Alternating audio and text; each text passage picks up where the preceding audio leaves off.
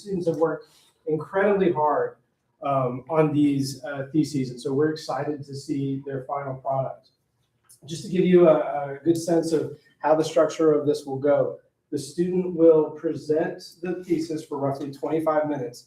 At that point, the committee will then ask a series of questions, and then we will open things up to the audience. So as you guys are paying attention, keep track of those really, really difficult questions because they absolutely love those. And we are excited to be able to hear our first presenter, Madalyn.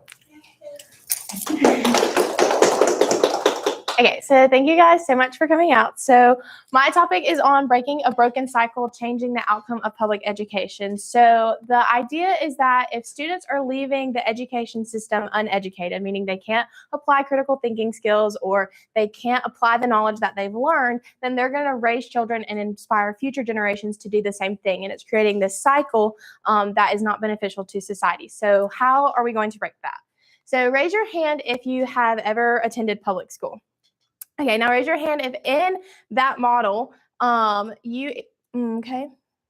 Yeah, okay, so raise your hand if in that public school setting you experienced something where the teacher was standing in front of you and she was delivering notes in a lecture and you had to just take down the notes and jot it down. Maybe you had a PowerPoint or a textbook kind of thing. Okay, that's what we call the traditional model of schooling. And so it is the idea that instruction is teacher-centered and direct. So they're depositing all the information on their students, kind of like money in a bank. So they tell the students what to think, how to think it, what to say, all the things, and they're structuring content in a specific way.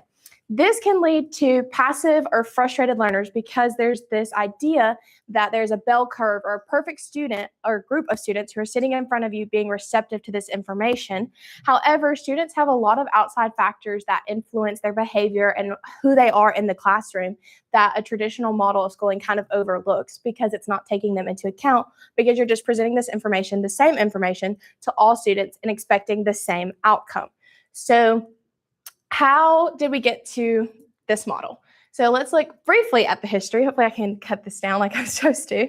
So the founding fathers, after the creation of the democratic society that we have, they believed that education was going to serve as the propellant for the continued success of this democracy. So they decided that students needed to be educated in order to continue creating society or continuing society to be successful. And so that education was very limited to the privileged people who were predominantly white and predominantly males and could afford that education. However, that's kind of where the idea and the concept began.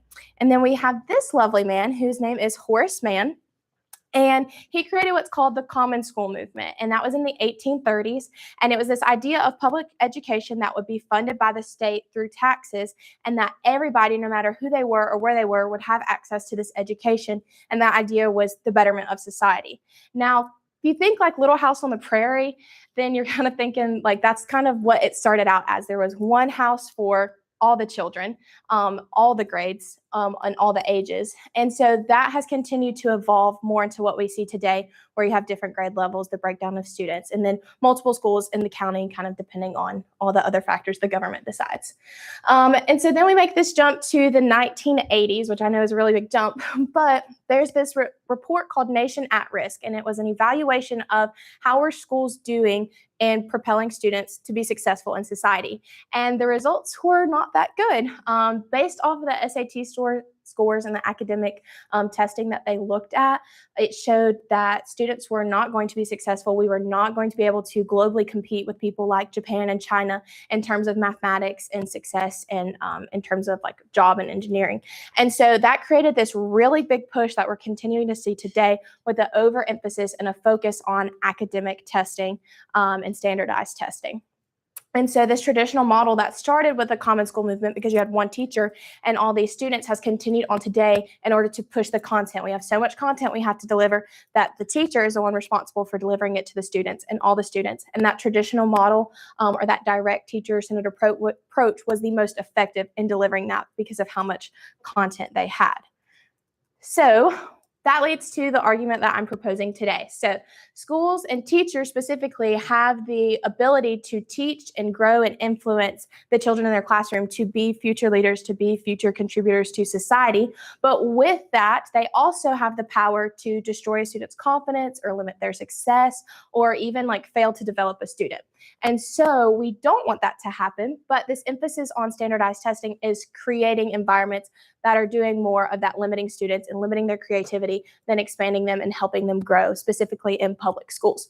So my argument is for a more holistic approach to education, meaning that the whole student, mind, body, academics, emotions, their social aspects are going to be developed through school, because what better place when you're already in an environment with a bunch of different students, a bunch of different opinions, and you're already growing academically, you can just integrate those other social and emotional skills. So this will be accomplished through mastery-based learning, trauma-responsive learning, and then culture-based learning. So those are the three arguments that we're going to be focusing on today. So first up is mastery-based learning, and it was developed by a man named Benjamin Bloom. And this is kind of the model that he proposes under mastery-based learning. And so you start with your unit, whatever it is, whatever chapter you're teaching. And after you've delivered that instruction, you're going to formatively assess a student or your group of students. And that can be done through, or they're going to be low stakes, informal assignments that really have no kind of meaning over their grade, their overall grade, because that's what everyone's looking for. They're looking for the A, they're looking to pass. But these formative assessments are not going to dictate your grade that much. It's okay to make mistakes. It's okay to get the answer wrong. We're looking to see what you know, what you don't know. And so teachers can do this by embedding assessments into their lessons like exit tickets. So maybe you've taught for the day and then you give them a short little assignment with 5 questions to say, hey, what do you know? Maybe it's a reflective prompt. So that exit ticket can be like, name 3 things that you learned today, or name 2 things you still have a question about. That can also be a class discussion. So if you give your students a prompt and you have them discuss with a partner and you just walk around and you try to figure out, okay, what am I hearing? What ideas are repeating themselves that students know? Or what's something that students didn't even talk about, meaning that they need a little bit more information about that. Or it can be a hands-on activity like in science. If you teach a content and then you have an experiment that students do, that's application of knowledge. That's what we're looking for overall. So any of those could be formative assessments. And the data that you're collecting, whether it be like physically writing it down or charting it, or maybe it's just mental notes, you're using that to gauge student understanding. And if you look, and about 70% of your students have no idea what's going on, they cannot repeat the information, then you as a teacher, you're going to have to reteach it. You're going to have to do something different because they just didn't grasp it. Now, those instances are kind of few and far between, but sometimes at the end of the day, a lesson just doesn't stick. But what's normally going to happen is you're going to have a small group of students who are kind of having their gaps in their learning. They don't really understand what's going on. And so you're going to move into a corrective and feedback proposal or corrective measure. So you're going to give feedback on the assignment that you gave or the assessment that you gave. Be like, hey, I noticed this. You did a really good job in this, but this area is struggling. We kind of need some help. And you're going to give them a corrective to fix what is missing, whether that be another hands-on activity, whether that be the content in a different way. You've got to cater to those diverse learners. For those students who did get it, we don't want to keep like filling them with the same information. So you're going to give them an enrichment activity. That happens at the same time that the other students are using their corrective activities. And that's just something to further apply the knowledge that they learned. Maybe they're creating their own experiment, or maybe they're creating a PowerPoint or another group discussion that they can engage in. Something to just further their learning. After the corrective is given for the students who needed it, you're going to give them another formative assessment, maybe the same one as before with different questions, or maybe it's something different, but you just need to see if the corrective measure worked. Do they still have the gaps in the learning? Are they able to move on? And then after everybody has completed those, you move on to Unit 2, and the process starts all over again. So it's creating this cycle within the classrooms of assessing students, giving them feedback, and helping them be able to learn. 2 other components of mastery-based learning are personalization and student agency. So when I was talking about that small group learning and catering to students' individual needs, that's going to come through in personalized learning. And that's just catering the learning experience so every learner can understand. And it's not like, oh, I have 30 students. How am I going to give each and every one of them something different? Personalized learning doesn't have to be just a one-on-one with everybody. Even though that's beneficial and the most successful way students can grow, it can look a little different in the classroom. So the first thing you're going to have to do is build student-teacher connections. How can you help your students if you don't know anything about them? The next thing is small group. This is the biggest way we can implement personalized learning because of your ability to group students. So you can group students based off of, well, these 5 students are struggling, so they're going to be in a small group together doing a corrective activity. These 5 students got it, they're going to be doing an enrichment activity together. This can also be ability grouping, like I have a really strong student and a really weak student, so I'm going to intentionally pair them together so they can help each other out. This student who is really strong, they're being enriched because they're teaching that knowledge, so they're learning it in a different format. But the students who's really weak, they're getting more corrective because they're getting that information from another student, which is another perspective, and it makes it more personalized from a peer. So they're helping each other out. And then lastly, you have real world connections. Students have to be able to understand why they're learning, what they're learning, how does that connect, how can they use that in their future so they can be engaged. And that engagement is going to create student agency.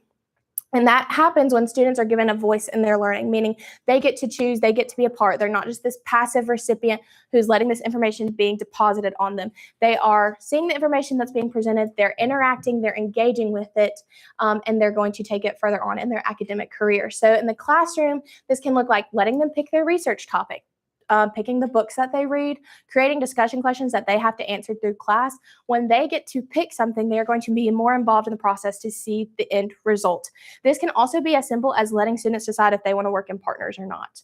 Some students really like that, some students don't, but they have a choice in how the assignment goes about, and that goes a long way in the assignment actually getting done. So that's the first component of holistic learning. The second one is trauma responsive learning. So overall in education, we want students to be educated. We want them to have knowledge and a plethora of it to be able to use in the environment.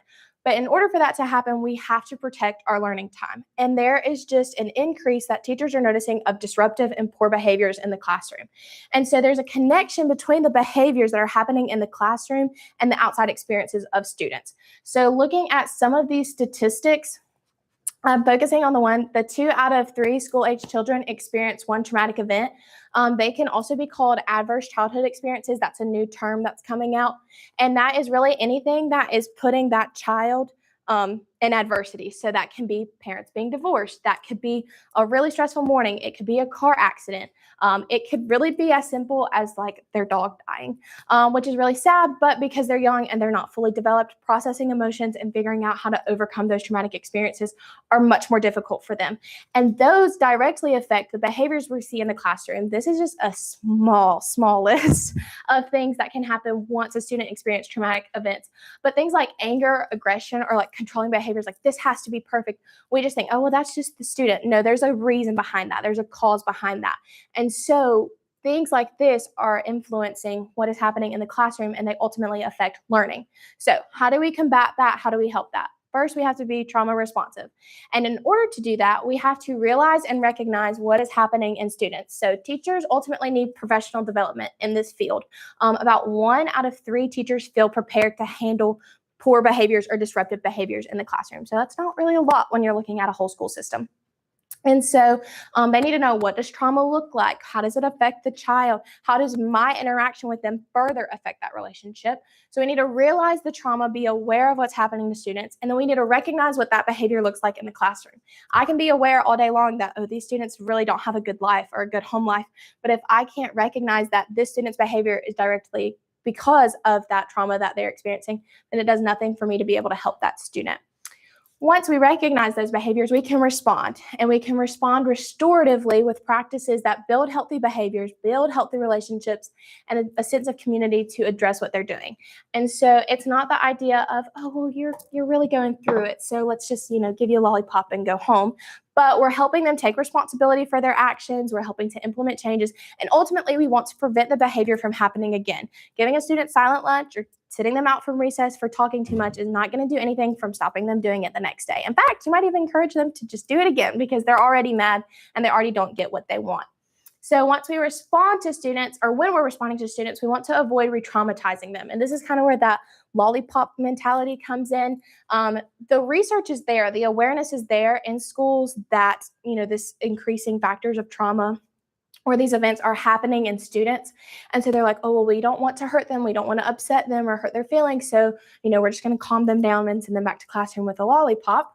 But really, that's not doing anything to teach them avoiding re-traumatizing them is something like regulating your own emotions, having a connection with the student so you know where they're coming from, so you can regulate your own emotions. If you are more connected to a person, if you know more about them, when they do something that is disruptive or upsetting or acting out on their emotions, you're more likely to be able to take a deep breath, regulate yourself before you respond to that. If a student's talking out and they're aggravating you and you already have this negative impression of them, no connection to them, you're more likely to yell out and be like, sit down or be quiet or anything like that. When you're regulated and you can respond, you can remind them of the expectation that they have. Ultimately, trauma-based learning is about creating this safe environment. So this is Maslow's hierarchy of needs.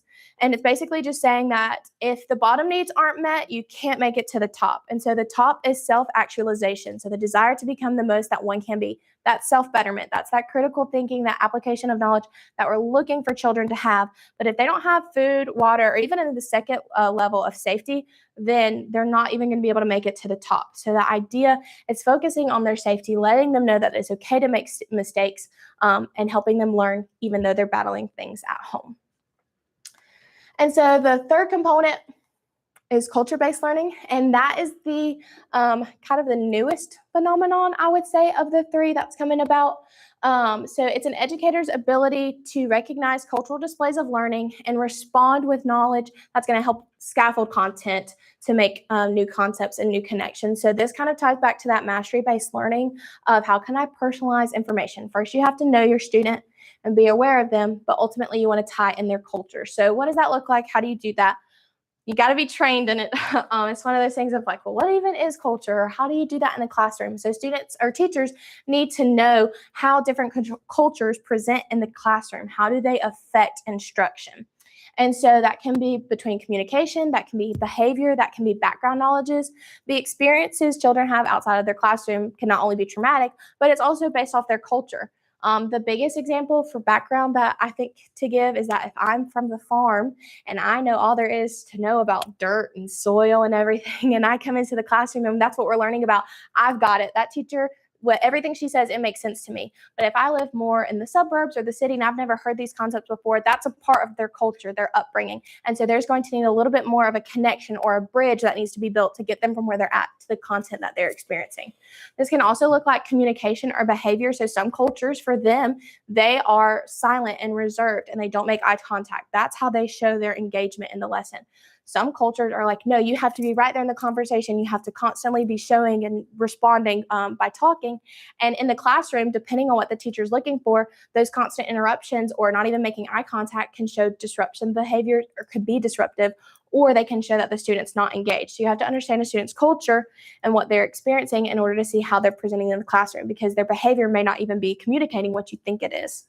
And then also communication can come down to language barriers. If the student doesn't even know what you're talking about, because culturally that's not the language they speak, English isn't their predominant language, then that's going to present a problem in the classroom as well. So once teachers are trained, they know what and how culture influences learning, then they can maintain high expectations for their students. And I feel like, oh, that's give me, like, we want students to succeed. However, when I was researching about this, there was this concept called pedagogy of poverty that many teachers have without even really realizing what it's doing to students. And it's this idea that teachers expect less from underperforming students because they don't think that they can accomplish it. And so it's this idea of like, oh, well, he can't even add. How is he supposed to subtract? So your goal is like, oh, well, if he can add 2 + 2 by the end of the year, that's good enough for him. But you're pushing all these other students to be able to subtract by the end of the year. You're creating this gap between the two students because you don't think one can do it. Now, that's not to say they're always going to meet the expectation. However, you should always be doing everything you can to get them there anyway, whether it's more scaffolds, more personalized learning, whatever it takes to get that student over the bridge or over the hump or the gap that they're experiencing.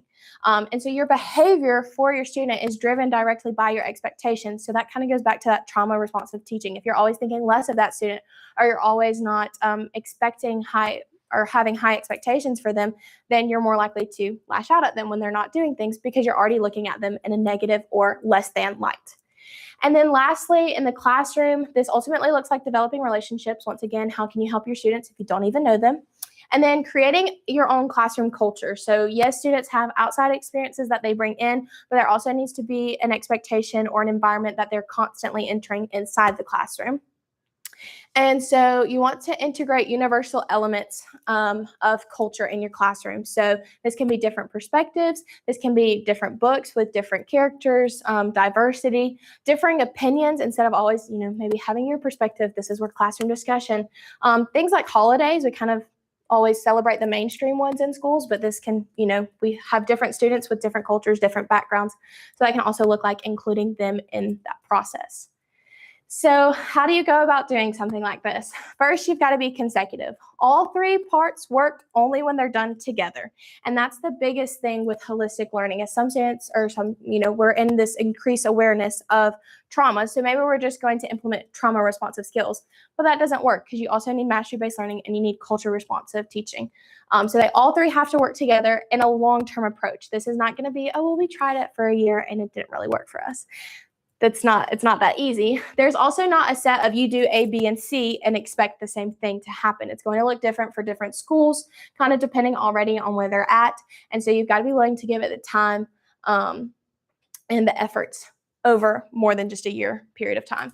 And then lastly, everything that the school does needs to go back to this goal. Holistic education in general is a philosophy. It's not those set procedures like I was talking about. It's this idea that all students will be educated in their minds, in their academics, and everything like that. Next, you have to be consistent. So this needs to be implemented throughout a student's educational career. How can I want to be a holistic teacher, I want students to be able to be engaged in that, put all this effort into developing classroom discussion and these trauma responsive techniques, but then they go on the next year and it's all been in vain because that teacher resorts back to those traditional methods. And then you see things like trauma responsive techniques that are talking about you want to see the root cause behind the behavior. Well, that that means you have to have a conversation with that student. And if that student's not really used to that conversation, you're like, well, why did you just throw that chair across my room? Well, they're going to go because I wanted to. And that's not really trauma responsive because that's not the real reason of the issue. And so those skills take years to build. So they need it from kindergarten in order to be able to continue and grow on it. And also to be able to think critically about their emotions, not just their academics. And then also it needs to be between educators and administration consistent. If I have a behavior and I have a student I'm just really struggling with, and I send them to an administrator because I need outside help, and that administrator just gives them that lollipop, it's going to do nothing. It's not trauma responsive. It's not helping that student. And so me and my crew and my committee and my coworkers, we need to be on the same page and helping each other out and making sure we're holding students all to the same expectation. And then lastly, you're going to want strong leadership. So you want a leader who's going to see this vision, see the idea, realize that it's more than just a short-term approach or a quick fix, and they're going to make sure everything that the school is doing is consecutive and consistent. They're going to encourage those leaders and those teachers to continue doing what needs to be done, even when it gets hard or even when they get tired. Now, I don't know if you're like me, but when I was researching and talking about it, I was like, this is great. Why don't we do this?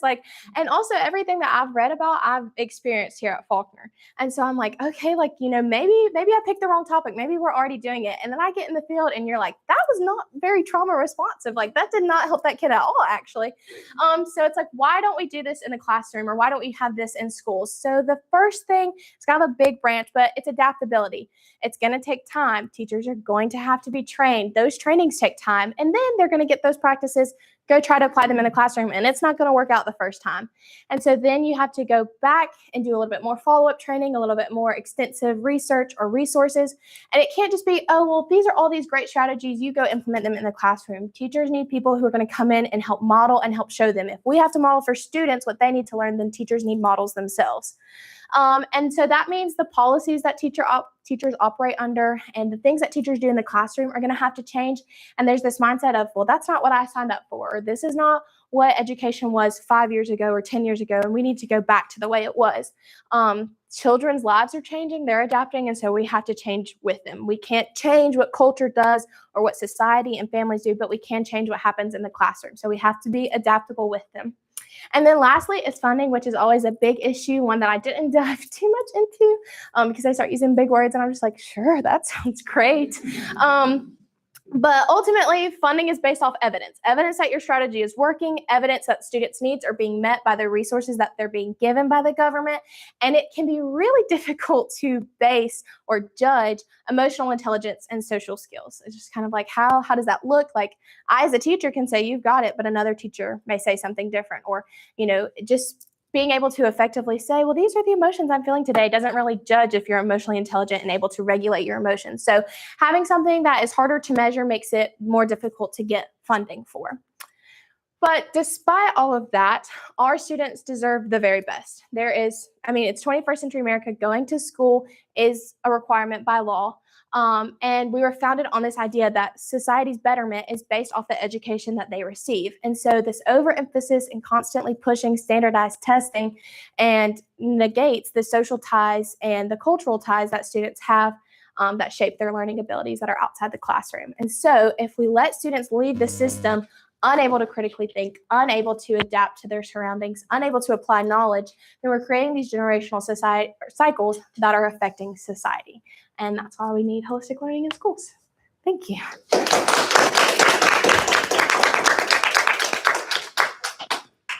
All right, good job. Thank you. We pushed you a lot in a lot of this research and a lot of the study, and I think you did a really, really good job of shoring it up and explaining it and presenting it well. One of the questions that I had, I think that you addressed it during your presentation, so I'm going to even skip that one. So good job there. I was always very interested when you introduced this concept of the trauma responsive learning. Mm-hmm. You talked consistently about how we've seen an increase in behavioral problems. What are you seeing as sort of the cause of this increase? And I partly ask because how do we distinguish between they are in fact dealing with stressors, problems that are more severe than in the past versus life is hard, Mm-hmm. dogs die, Yeah. and you need to be able to deal with it? That's fair. I think ultimately, kind of like what I was saying there towards the end, that we can't change how society develops or how culture develops.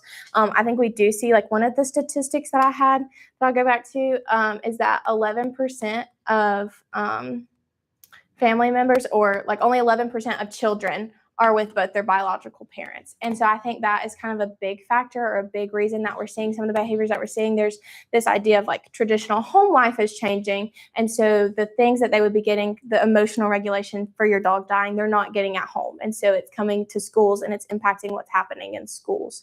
And so I think we're seeing a big increase of, what's happening outside the home. Yes, life is hard, but those people who are normally there to like help us and comfort us are not doing their part. So it's kind of impacting the schools. And I think that's why there's also this idea of like, well, that's not the job I signed up for. That's not the job of teaching. But once again, we can't control like what's happening outside of school.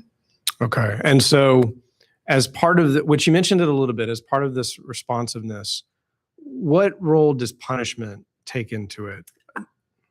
I mean, that's kind of it. Like, how do we differentiate between, say, trauma-related behavior Mm-hmm. and maybe the kid's just being a turd, or is it all trauma-related? That's fair. I think it's one of those things that's really hard to differ. And when you're looking at trauma responsive, I think if you implement it, and based off the research, if you implement it how it's laid out, or like in the model that they give, then even if they are just being a turd, then that technique is still going to work on them. That's not to say that, sometimes, for some students that silent lunch is going to work, or that, taking away the recess is going to work. There are days where we're just overly chatty and it doesn't matter who tells you to stop.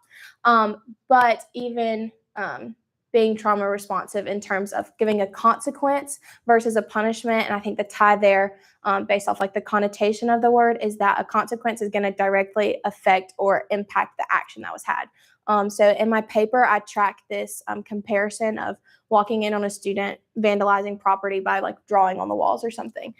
Something that is not trauma responsive is going to send them to the office. It's going to give them ISS or expulsion or something that takes them and removes them from the learning environment. Whereas trauma responsive is going to make them take responsibility for what happened. So they are responsible for cleaning up that accident using, their own resources, their own time. And then also like having a conversation that follows along. And I think that's why the consistency is important in this, because if that's the expectation from kindergarten, it's going to be more impactful later on. When we start implementing it now, it's going to be really hard for some like closed off high schooler to, not think it's a stupid assignment, that kind of thing. Okay. Related to the culture-based learning, Mm-hmm. To kind of better explain, are we basing the instruction off of the collective culture that we think is present, or are we attempting to hit every culture that may be represented within that group. Are you Does that- talking about in the model specifically what that looks like? Or are you talking about like schools right now? In the model. Okay. Because if like, it seems more feasible if you're dealing with, okay, this is typically a country specific environment. Mhm. Most of these people Right. are going to be, this type of job versus I have to account for maybe 10 to 12 different cultures Mhm. represented in that 30 group of students. What does that mean? What does that look So like? I think culture responsive, like based off the research, is showing that like there needs to be like everybody needs those baseline expectations of this is what school looks like kind of thing. But it's also more so focusing on that's going to be more difficult for some students based off of their culture, like the expectation to like be silent while learning. That is a cultural mainstream idea, and that's not what all cultures experience. And so it's kind of, helping those students who are experiencing that realize why we're doing what we're doing, but then also incorporating into your instruction times where they're going to really shine because of that's what they're used to. Also in schools, yeah, that thought went right out of my head. You want to say your question again? Well, I'm just, again, treating them as a group versus trying to hit every culture within the students. And so and it's also the idea of like exposing other people to culture. It's not like we completely have to shift our ideals and what we're doing, but also showing that other students, like this isn't always the norm or this isn't always what happens. And so kind of being responsive to everything that you see in the classroom, not necessarily to each specific person, but if you are celebrating holidays or like in lower elementary, they do a lot with the holidays. Like it's Easter, so we're going to do something for Easter or St. Patrick's Day or whatever. Around Christmas, like not everybody celebrates that. So just kind of allowing more opportunities to not only grow your knowledge academically and what like standards say, but also just there's this whole world that you don't even know about, kind of thing. Okay. Okay, I will start with a question about trauma-based learning since Dr. Jacobs already brought that up. But so I'm wondering, like, with the appropriate training, with kind of your dream scenario Mhm. of teachers are truly equipped to deal with this, I was curious about the role of school counselors. Like, Mhm. because when I was in elementary school, we had, or I guess all the way through, we had a school counselor, and my kids have a counselor at their school. And so do you think that essentially the goal is for teachers to be so equipped that you don't need a separate school counselor, that it's not treated as like this separate subject or, this separate staff, so that teachers feel like, well, it's all of our job to do this? Or do you think that no, teachers need to be equipped, but we also still need this separate role Yes. in its schools? So absolutely, we still do need counselors. I think especially in some like more rural public schools, we're seeing, there's a teacher shortage everywhere. That includes not just teachers, but also like faculty and staff like counselors. And so I think it's more so this idea that a teacher has this baseline preparation. They can help a student who's experiencing behaviors, but there are some students who, it's just really built up and they need that outside help. In the book that I read that focused on these three, a lot of the scenarios and the examples they gave needed an outside person to come in and kind of help like facilitate that conversation, and also like help that student. Because when you think about it, like when a behavior happens, it always happens right in the middle of the lesson. Like you are not able to go directly address that behavior. You have to put it on pause. So yes, we still do need school counselors. Like some things it's like, okay, you need to go to the counselor and you need to work this out right now. And some we can just like walk by and be like, hey, I need you to sit down kind of thing. Mhm. So we definitely still do need school counselors, but teachers also just need to be more aware of it's an increase ultimately. And so we need to increase awareness and increase how we respond to that too. Especially if we are continuing to experience these shortages, then having more teachers prepared when they're coming in is going to just overall help students in general. Okay, good. So my next question is about the implementation. And so I think I know kind of where you're going with this, but I'm curious if you could kind of spell it out, because in your paper, you go through kind of government changes where you say like No Child Left Behind, and then what Obama changed it to. And then, and so I was wondering kind of when you're thinking about this and like the funding and the training that will help with all of this, do you see it as still being this top-down approach where this is like, should be a change that happens at the federal level and then it's implemented? Or do you think well, it would be best if it started in universities who are training teachers? Do you think like, no, the schools need to implement it like on a school-wide basis? Like, what do you think would be the like most successful way to implement it? I definitely think school-based, like maybe even like State Department level, Okay. would be the most successful. I think with a lot of the practices that you have outside of training, they are they need relatively like resource in terms of like actual materials. They need resources in terms of support for teachers, which is kind of some of the things that are hard to gain, but ultimately like schools can choose their professional development, like, so it's just kind of being more intentional and targeting with that. A lot of those reforms, they were good, like they were needed at the time. Like schools were not doing what they were supposed to be doing in the 1980s. And so they needed those reforms to focus on academic testing, but they just took one thing and it, became this decade-long search that we still like haven't reached. And so it's kind of one of those things that like when the government gets involved, it gets a little iffy and sometimes lines get blurred. And that I had to cut that part out in terms of time's sake. But one of the main emphasis, like the No Child Left Behind created this like strict, like if you didn't meet it, like your school was in trouble of being shut down or teachers were in risk of being fired. And so schools started fudging the data a little bit of like, we're going to lower our expectations so it looks like, we're meeting a standard. And so that's kind of how it continues on and developing into what it is today. So when things like that happen and schools, they're at risk of shutting down, and, schools who are supplying lunch to students, they're at risk of losing that, like those kind of funds. They're also looking at longer school days, like things that nobody wants to do. It kind of like that starts happening when the government gets involved. I definitely agree with what you said about like teacher implementation. Like I have learned a lot of what I've talked about inside the classroom. However, when you get in the classroom and you get in a situation you've never been in before, you resort back to what you were brought up under. And so until we have had generations basically of teachers who are trauma responsive and culture-based responsive, then ultimately at the end of the day, like when I'm in fight or flight, I'm going to go back to sit down and be quiet, like you're overstimulating me kind of thing. So I can be prepared as possible, but if I don't have that continued training based off of schools and like the school-wide level, then it's going to just go right out my head when I get in a stressful situation. That's really good. I mean, that's a good point about government too, and kind of how it has caused some problems right now. Okay, my last question, and then I'll let Ms. Horn talk. I was really curious about, again, this is a part that was in your paper, but the part that you went into about student choice, because this is something that I have started looking at a lot more, and people are talking about a lot more, especially with online learning and kind of giving students like, you don't always have to assign a paper for everybody, like give them choices. Like some people would rather, turn in a video assignment, and some people would rather write the paper. Some people would rather do that. And so I'm curious, do you, like when you're talking about student choice and the way that, again, when we're looking at the future of education and what's best for the student, do you lean toward it really doesn't matter how they prove they know it, as long as they do learn the material and are able to critically think? Like, is it not true that everybody should learn how to present something, write a paper, do all of these things? Or is it more about, hey, you learn how it works best for you and you don't have to learn every single way?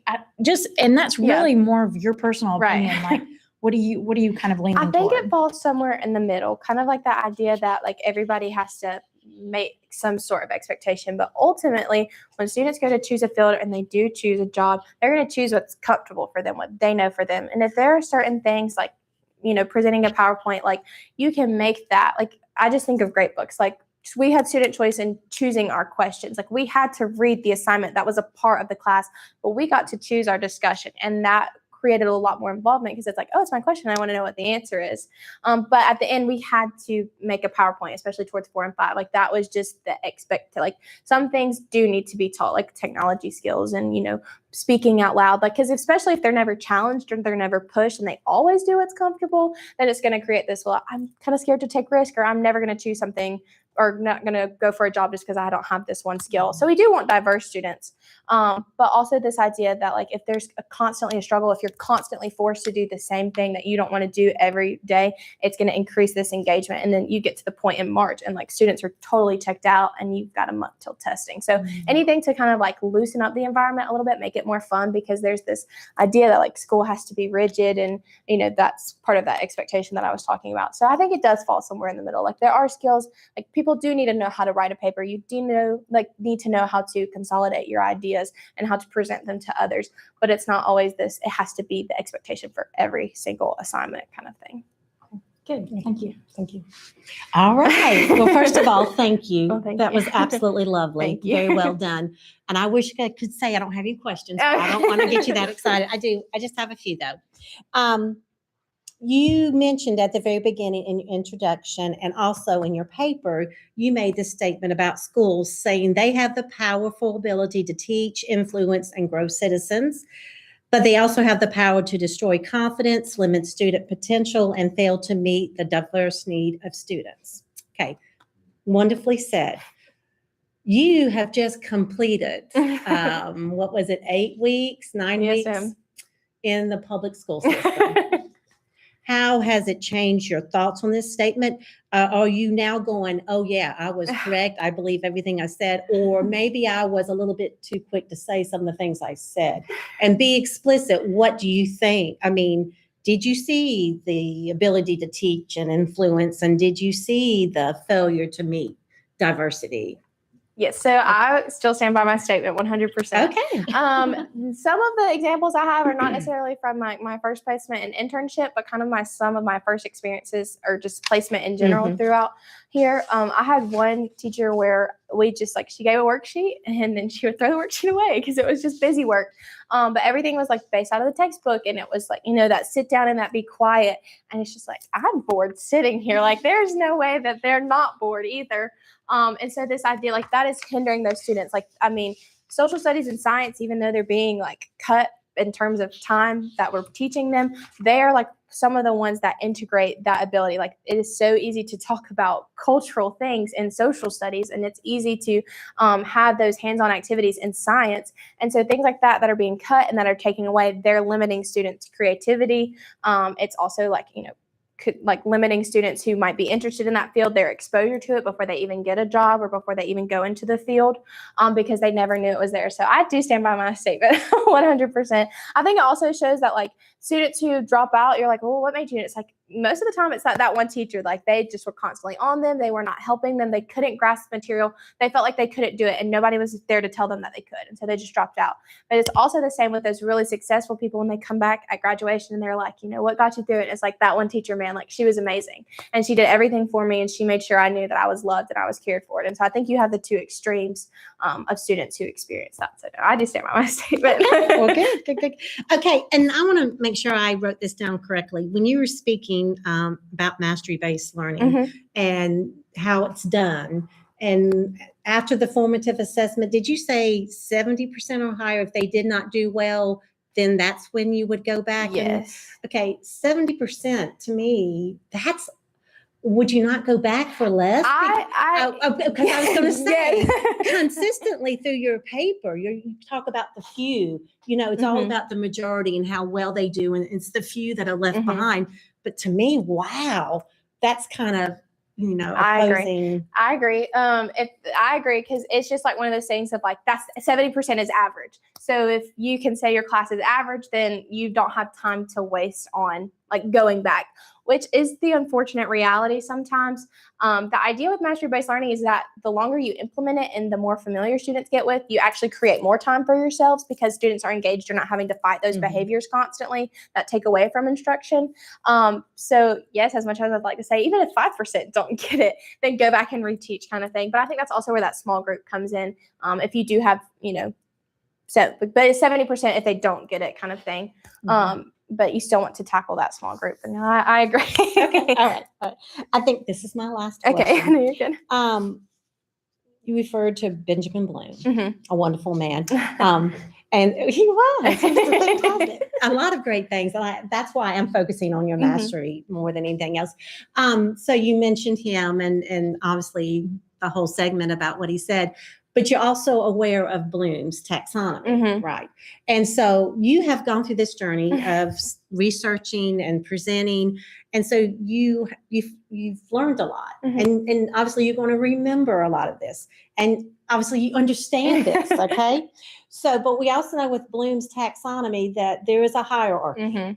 So the next one is applying, right? Application.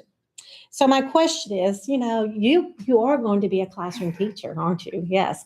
And so what are you going to apply from what you have studied, researched, and spoken about today that's going to help you break the cycle? As you said, that it's time to stop letting students slip through the cracks of the broken system. What are you going to do in your classroom? Ideally, all three policies.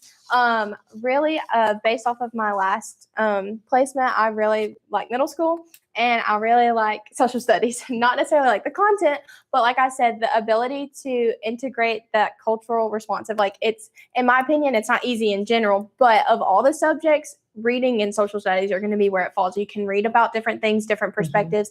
In social studies, you can have more of those classes. You can talk about different things that have happened, like different perspectives that, we didn't even know existed, kind of thing. And so definitely those. For mastery base, definitely small groups. I have actually yet to be, I've had 8, I thought about this the other day. I had 8 classrooms that I have been in, and I have never once seen small group instruction. And even just to like pull like struggling students behind. And I'm not saying like it doesn't work for everybody because they, don't know everything about it. But it's one of those things of like, it is beneficial, and it does help those struggling students, especially when you have activities that the other students want to engage, even centers, to be able to swap and like experience the content in different ways. So definitely want to do some small group stuff. And for trauma responsive, I think of all the 3, that has been the most difficult for me, especially because like, sometimes for students, especially when they're not used to it, they just want to talk all the time. And so you give an inch, they take a mile, kind of thing. And so there is a time to be quiet and listen to the instruction or whatever. And so it's really hard when that one student is always the one doing it. And I'm just like, you've got to sit down, bud. And so that, I think, for me would be the most, that is the most difficult. But it's just in terms of like reflecting. I think that's the big thing of like at the end of the day of like, did that go how it was supposed to? What can I do better tomorrow? I think if you're always giving your students the best, then the cycle is going to break somehow, some way. And the idea is like they have 12 years. They don't have the same teacher for all 12 years. So if we're all consistent, what slips through my cracks, another teacher is going to catch in a year or 2 from now. Because it is hard when you have 30 kids and there's one of you, or if you're in middle school and you have 180 plus kids, like someone's going to get overlooked statistically. So that's why the idea of like being consistent with it. So hopefully not only me implementing it, but being able to influence coworkers that, what I lack, you can pick up, kind of thing. Thank you. Thank you. That's it for me. Okay, we'll open it up to the audience, and Madalyn, you're welcome to direct those questions as you like. Go right ahead. Thank you. I did see a lot of like just my own personal experience with public school, like problems that we had with the presentation. My question is, what do you think a parent or a guardian's role in this like holistic approach looks like? I definitely think it's to do their job, but that can be really hard because a lot of the things that we're having to implement is because they're not doing it in the first place. But it's also like one of those things of like, I can't tell you how to parent. In fact, that causes more problems than anything. Or like even telling you that your child needs a little bit of extra help. Like, no, not my baby. Or your kid was talking all day. Nope, not my kid. And so it's like one of those things that's hard. Like there's constant resistance there. Ultimately, the big reason I kept focusing on this content or this topic is awareness. Like at the end of the day, I can implement it in my classroom and I can help as much as possible. But until it's a school-wide or nationwide mandated thing, then nobody's going to know about it. So ultimately, increasing awareness, like letting parents know, like this is my approach, this is how I'm going to do it, and then also this is how you can work with me. And that's where a lot of that culture-based teaching with parents comes in. It's not something I heavily hit on in my paper, but it's something that is read about, like parent communication, being involved with parents. Ultimately, at the end of the day, we want them to do a better job. We want them to do their best too. But it's just one of those things of like, we can't control that, but we can control what's happening. So I would say being open with parents, saying like, this is what your kid needs. This is how we can help them, kind of thing. And then this is also what my classroom looks like. And these are the expectations. So when parents know that, you know, you didn't meet the expectation, the consequence that follows, you know, makes sense. It's an easier transition kind of thing. So do you think it's better for kind of like the parents and the teacher to work kind of like as a team versus like I do my job as a guardian, you do your job as a teacher? I do. I think it's a hard line sometimes, especially if you have 30 kids. Chances are you might have 60 plus parents. So that can be hard for sure. I think ultimately at the end of the day, all you can do is over communicate. Like, you know, this is what we're doing today, or this is my expectations. This is how it's going to go. We love when parents are involved, like, hey, we're doing this activity. Like, we'd love for you to help out kind of thing. But sometimes that's not the reality for all students. So you can always try your best, whether that's reciprocated or not. Anybody else? All right, good job. Thank you. All right, committee is just going to disappear for a few minutes, but we shall come back. So don't run off. I want.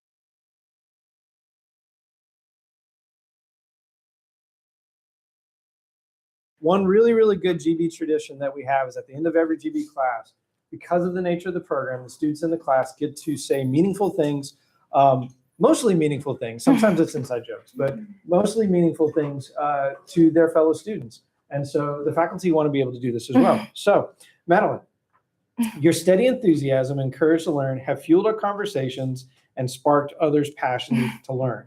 Thank you for blessing our program and your future students with that teaching that can revive to blossom those seeds of truth that were never lost. Thank you. Congratulations. Thank you. Thank you.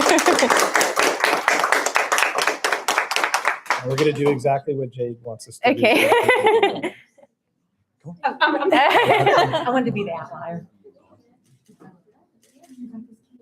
Congratulations. Thank you. Thank you. Thank you. Thank you. Great job. All right, we'll get started in just a few minutes. Thank you so much for coming. I appreciate